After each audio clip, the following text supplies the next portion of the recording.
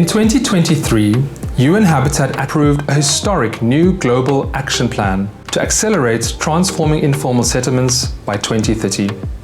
Over 1 billion people live in informal settlements globally, which will only increase unless urgent action is taken. The plan aligns with the new urban agenda, which provides a roadmap for sustainable urban development.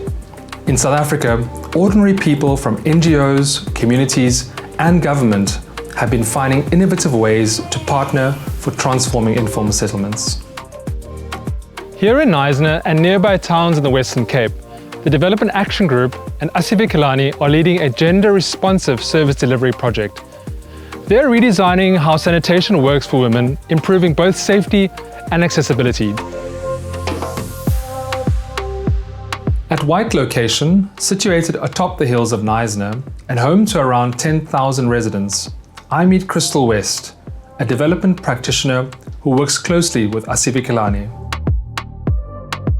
Women were very clear about the fact that they felt unsafe. In fact, 76% of women said utilizing the toilet at night was a scary experience, and they didn't utilize toilets at night. What does gender-responsive service delivery mean to yourself and the organizations you work with? A gender-responsive approach to service delivery means that we take into account issues that impact women and children and vulnerable sectors in community very specifically. This deals with safety, this deals with access, this deals with hygiene, this deals with a range of issues. Tell me a bit about the terrain. It's quite hilly, there's wetlands and lakes. What does it mean for service delivery practically? So as you can see topographically, there's slopes, and so to do installation of infrastructure, it's very expensive. So settlements are dispersed, and this requires that there are more services provided, or when services are provided, residents have a longer time to access it. So we have a three-pronged approach. On the one hand, it's about strengthening the capacity of communities to understand how they access the services, how to read the budget, but also how to lobby for increased financial allocations towards basic services. How can we ensure that procurement is transparent and it looks at the services from the end user's perspective? So through our data collection process, we were able to compile recommendations for the specifications in the tender contracts. They took that into account, and we actually saw that the changes that we proposed, some of them were implemented. It's always been my passion as a development practitioner to see people lead their own development, and this is an example of people leading. Community facilitators are the eyes and ears on the ground and have been integral to the project's ongoing impact. As a community facilitator, I'm a voice of the informal settlement, and I'm in the middle between the councillor and the resident who are staying in the informal settlement. And you must engage with people, you must engage with your ward committee, you must engage with your councillor. You have to build a good relationship with those people. Within Sedgefield, a 20-minute drive from Knysna, the small informal settlement called Smutsville is located amongst the dunes. Here, we meet Vermisha Galant, a community facilitator who represents the community of approximately 5,800 residents. Weekly, I choose a different settlement to go in.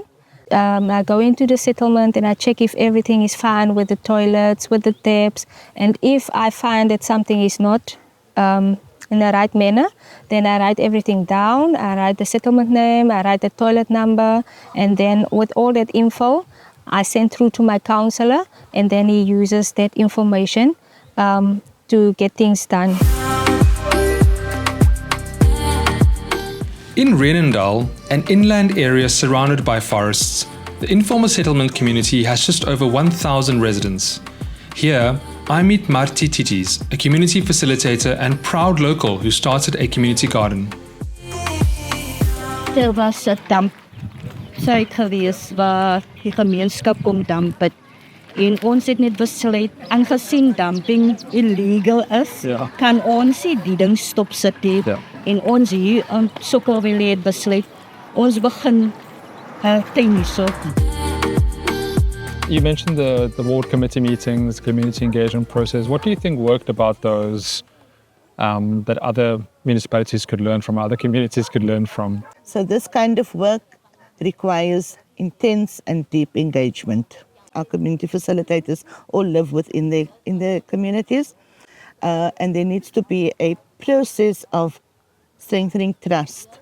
I think communities have been lied to for a long time, and once they start seeing that the issues that have been raised are now being addressed, this is how you engender trust and cooperation.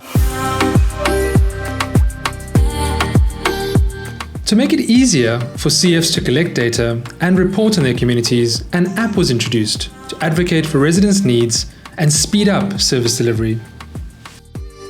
The way in which the app works is that we use a Kobo app. We develop a list of questions using a Microsoft Word document. Then after we have done developing those questions, and those questions are service related. Did you receive any refused service in this week? Yeah. Or when last did the municipality come and fix a broken services? The benefits are clear. Organizations like DAG and the International Budgetary Partnership, our partner in Asivikelane, this is why we are here.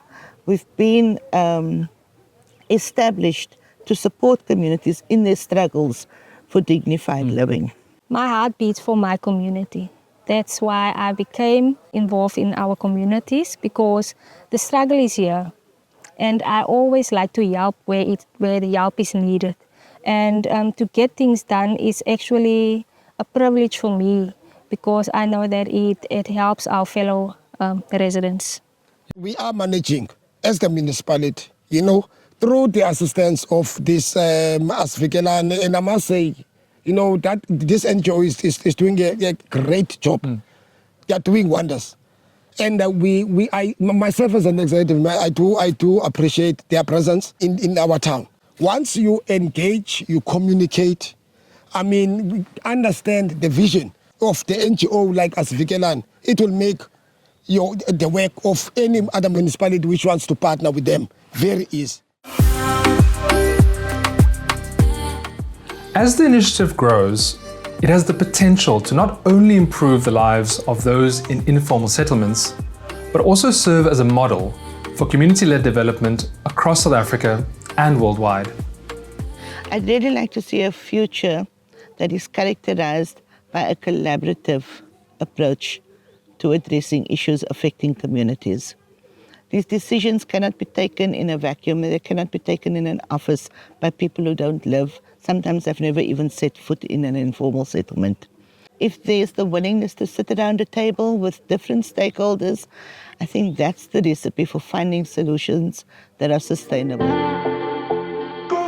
Ultimately, the Global Action Plan and the new urban agenda will be implemented through dedicated local heroes like Crystal, Sipusetu, Famisha and Marti, who demonstrate what is possible through partnering for community-driven transformation.